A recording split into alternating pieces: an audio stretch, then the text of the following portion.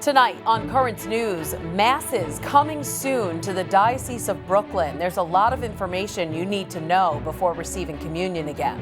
It's really been a labor-intensive process. He's not a typical deacon, and he won't be a typical priest. I'm Jessica Easthope with the life experience Peter OKAJIMA is bringing to the Brooklyn Diocese. On this Juneteenth, marking the end of slavery, we explore the role a historic site in Brooklyn played on the road to freedom. And that's Richard DeBrew with a special song for today. He's releasing a new album about freedom and faith. The news starts right now.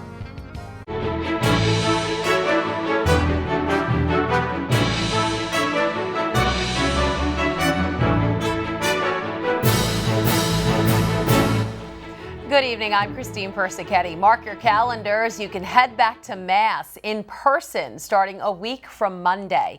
But there's a lot you need to know before you go to church. The Brooklyn Diocese announced the plans after some hard work by a dedicated committee. We're very, very encouraged that we're finally getting there. It's been a long time coming, but finally, Masses will soon be back in the Brooklyn Diocese. Church doors were closed back in March because of the coronavirus pandemic. During the COVID-19 crisis, we've all worked hard to maintain a balance between the spiritual and physical health of all people in our diocese. That meant instead of sitting in a pew, you sat on your couch and took part in Mass virtually without receiving the sacraments. Joe Esposito has been leading the Diocesan Committee on Reopening Churches, and he's been speaking with parishioners. They're dying to get back into church. They can do the Mass from home. They can Skype it and or do it on Facebook.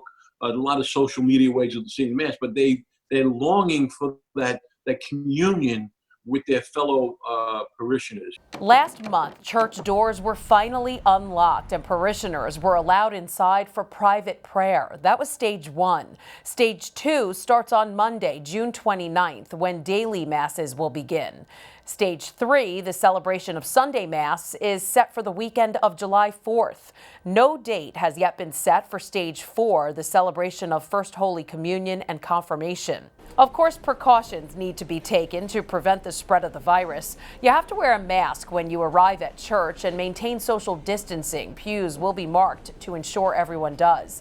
There will be no missiles available, no handshakes during the sign of peace, and when you receive communion, you have to stay 6 feet away from others in line, and communion will only be given in the hand. We're told all of the churches will be regularly sanitized and disinfected, but if you're sick, stay home. The diocese is actually encouraging everyone to get tested before returning to church. I thank you in advance for adhering to these guidelines and the other requirements of your parish so that we can ensure that our doors remain open for you.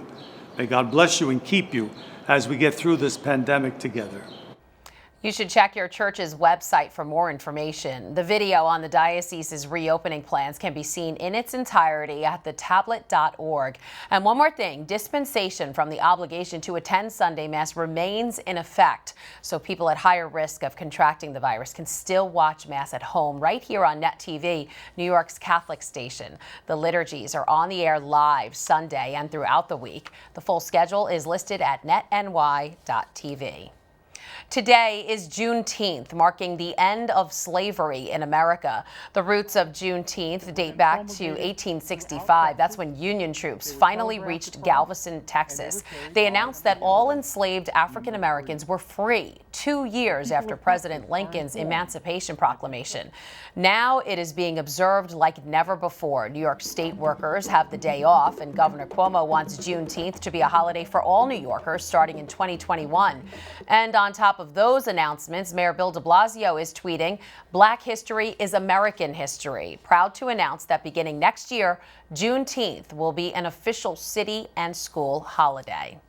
And stay with us to celebrate the day. We are sitting down with the talented gospel jazz artist Richard DeBrew Jr. He's marking Juneteenth by releasing a new album about freedom and faith. His music is still ahead in this newscast.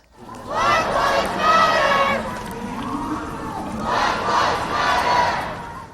Chanting Black Lives Matter and the names of African Americans killed in recent police-involved shootings, protesters marched to the Brooklyn Bridge this afternoon. The demonstration, one of several around the country, taking place this Juneteenth. New York City is ready to go on Monday, taking the next big step in getting back to work. But it wasn't long ago when the Big Apple was the epicenter of the pandemic. Other states in the country wouldn't welcome New Yorkers. Now, Governor Cuomo is suggesting a turnaround could be fair play. Now the tables have turned 180 degrees, and we're considering it for New York. Cuomo is talking about quarantining out-of-towners for 14 days. That's what Florida did back in March. Today, that state is reeling from a record spike in new COVID cases.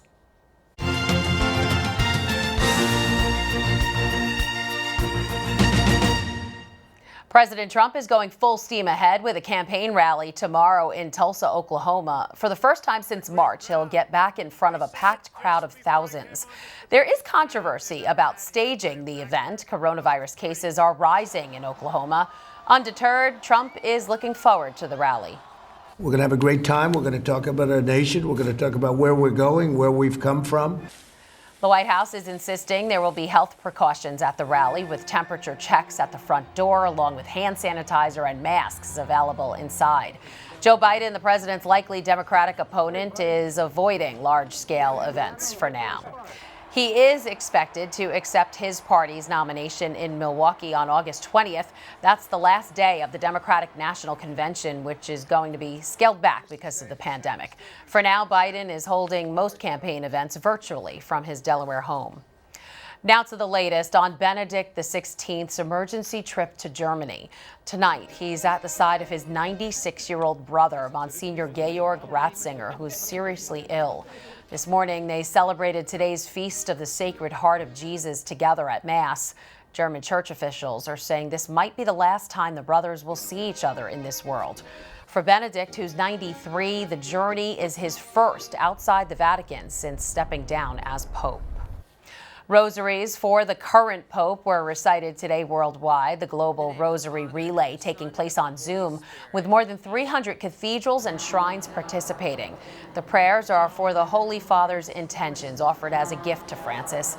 Today's Sacred Heart Feast was chosen following the inspiration of St. John Paul, who dedicated the feast as a World Day of Prayer for priests. The Diocese of Brooklyn is eagerly anticipating the ordination of new priests a week from Saturday. We've been introducing you to the men who are answering God's call, and tonight, Currents News' Jessica Easthope has the story of Deacon Peter OKAJIMA, whose path to the priesthood is different than most.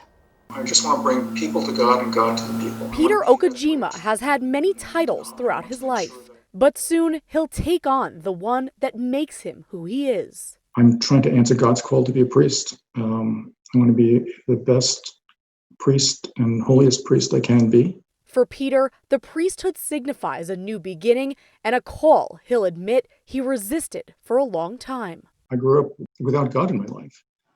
And I guess you could say that at various times I was agnostic, and various times I was even an atheist.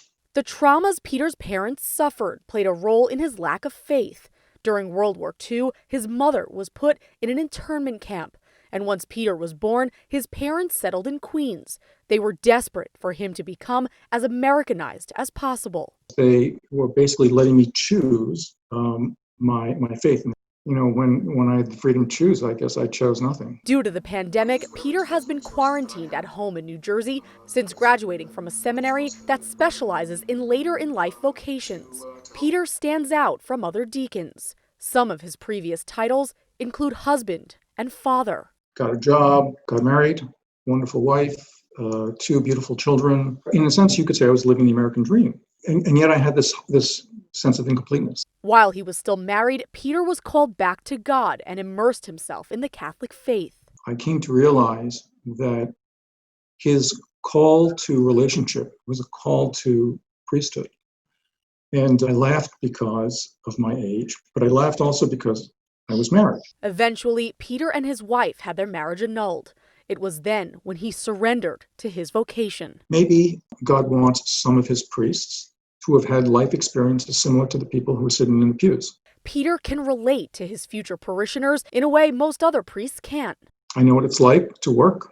I know what it's like to try to balance work and faith and kids. Now, Peter's one of God's lights in the world, and when he sees someone lost in the darkness, he can say, I know the way. Jessica Easthope, Currents News. Bishop DiMarzio will have a special message for the priests of the diocese coming up right after Currents News. That's when he'll celebrate the Chrism Mass and bless the holy oils used in the sacraments throughout the year. The liturgy was originally scheduled for Holy Thursday, but was postponed by the pandemic. You'll be able to watch the Chrism Mass and listen to the bishop live right here on Net TV. Coverage begins at 7:30 p.m. There's a lot more news headed your way. His love of music, church, and history combined to make today a big day for a gospel jazz artist who grew up in Brooklyn. We'll meet him next. And on this Juneteenth, we'll take you to a historic place right here in Brooklyn, why it was so important hundreds of years ago. Stay with us. Now you can help us put your faith in the news. The next time you capture a newsworthy event, send us your pictures or video. It's easy. Go to netny.tv/send us, and you may see your submission on Currents News.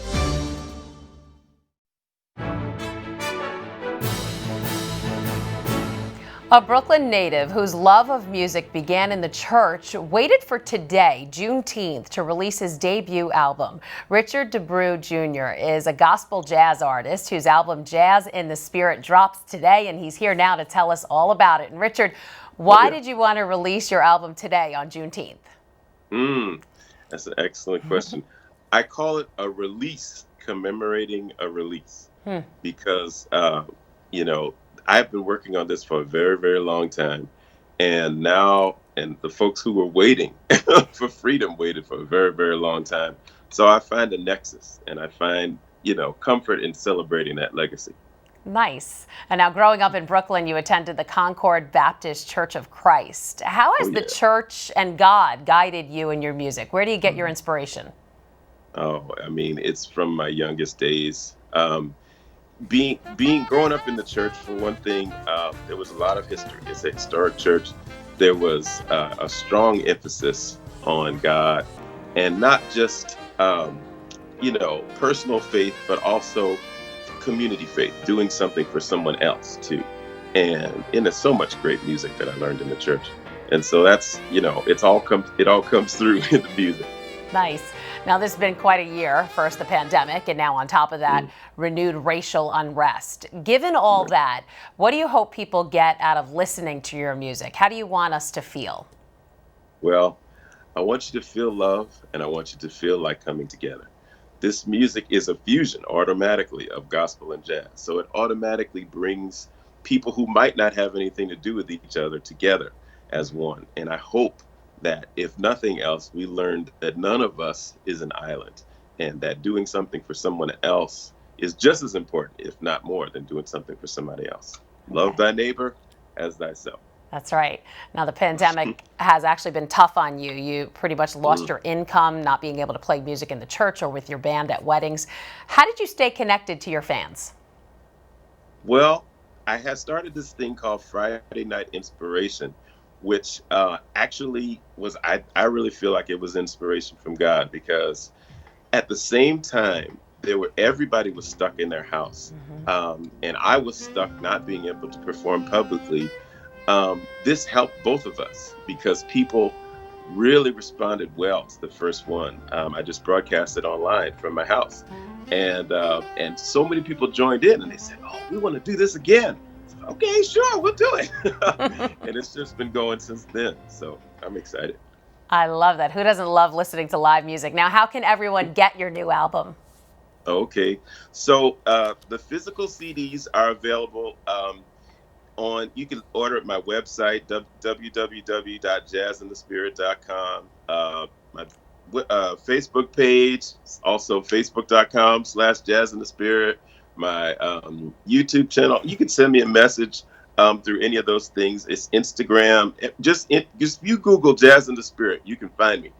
All right. And it's the same thing. They're also, I forgot, they're also available digitally on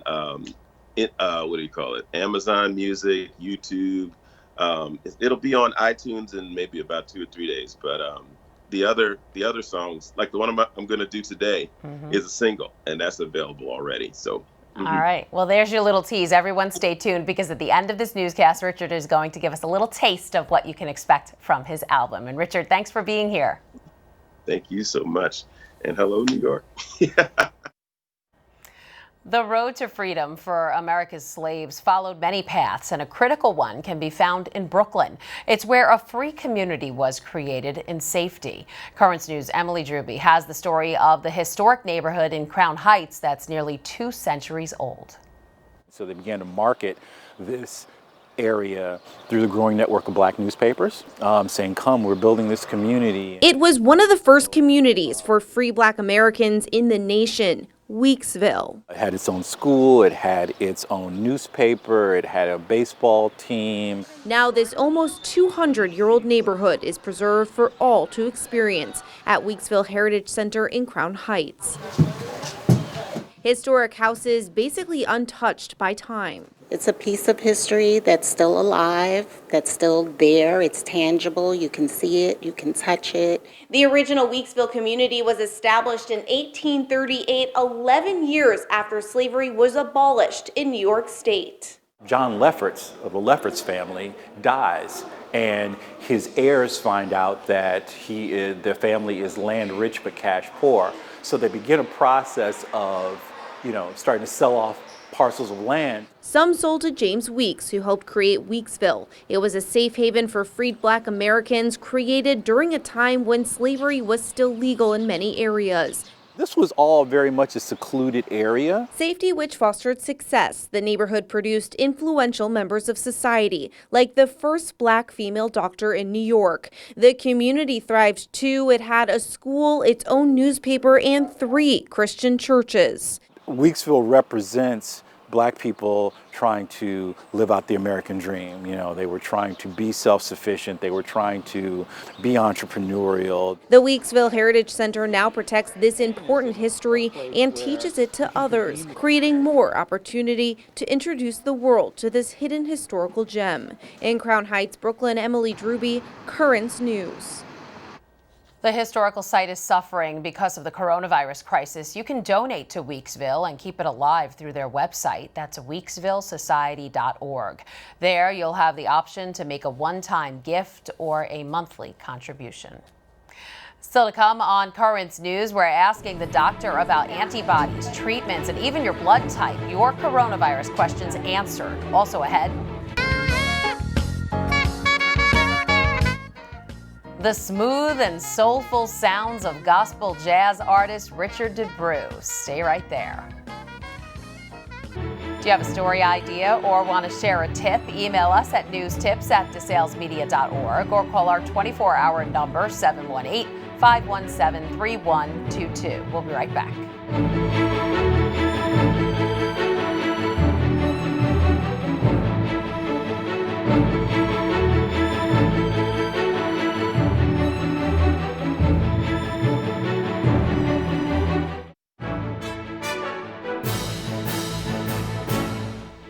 TGIF, the doctor is in, as he is every Friday. Dr. Robert TIBALLI, an infectious disease specialist with the Catholic Medical Association, is here to answer your coronavirus questions. Hi, doctor. I wanted to ask you first about a study published in the journal Nature Medicine. It says the antibodies coronavirus survivors build up could fade away. So does this mean you can contract COVID-19 over and over again? And is there no point in getting the antibody test? Well, it's a very deep question and very interesting question, one that we'll understand more as time goes on. There was a patient, I believe in Texas, who seems to have her second naturally acquired coronavirus infection here in the U.S. And it may be that the antibodies are not persistent, that they may not be long-term protective. However, there may be a memory response that when you're exposed to a second case of corona, or second exposure, I should say, that you may perk up the antibody response at that point. But it remains to be seen. It's not a point that's clear at this time. Okay. A team of European scientists found that people with type A blood are 45% more likely than people with other types to get the virus. What are your thoughts on that? Could our blood type actually play a role in our risk of getting infected? Well, again, another interesting observation. This was pointed out in Chinese patients also, and it appeared that type O blood was actually protective. When you talk about type A, type O, type B, there's certain antigens or protein that sticks out from the red blood cell. This may be associated with other characteristics of the blood type. We're not all the same. We all have little minor differences in our blood cells, and it may be that people with type A might be more susceptible or resilient to things that could happen with the virus, like development of the blood clot syndrome that we're talking about. We'll probably find someday that there's a defined risk factor with some antigenic component to blood or a person's genetic makeup that makes them prone to getting clots, like the blue toe syndrome, the COVID toe, the other clotting that we've been talking about. But it's a very interesting observation, but we're not ready to act on that and tell people with type A or type O blood, that you're going to get sick or you're going to be well. So, but it's another interesting observation. All right, I guess time will tell. And all right, I want to get your thoughts on dexamethasone. Researchers at the University of Oxford say the steroid, which is cheap and available, can save the lives of people seriously ill with COVID-19. What do you think of this drug? Well, the dexamethasone is a potent anti-inflammatory commonly used in patients with brain tumors to shrink the swelling in the brain and other types of inflammation in the body. The chief words were, it was cheap and available 2 weeks ago. Now it's virtually unheard. You can't get it anywhere. Of course. But it's effective in the late phases of COVID. Early phases of viral syndrome, then there's a period of increased clinical wellness, followed by an immunological response that could make people very sick and cause very severe lung problems. The dexamethasone helps with those people with the lung problems by decreasing the immune response in the lung and the inflammation. So it's been actually life-saving. It's improved the clinical course of about a third of the patients that get it late in the disease with lung problems requiring oxygen or being put on a ventilator. So it's all good news, but it's virtually unavailable right now. Even the hospital pharmacists are telling me they can't get it now. Oh, boy. We'll have to get them to manufacture some more. All right, Dr. Robert TIBALLI of the Catholic Medical Association, thanks for being with us. Thank you, and have a wonderful weekend. And that is Currents News. Stay right here. Live coverage of Bishop DiMarzio's celebration of the Chrism Mass is next on Net TV. And Currents News Special Edition, anchored by Michelle Powers, will air this weekend, starting Saturday at 1:30 p.m. Several rebroadcasts will follow, including on Sunday. Go to netny.tv for the complete schedule. Richard DeBrew is sending us off this weekend with his song, Only to Serve You, a very special performance this Juneteenth.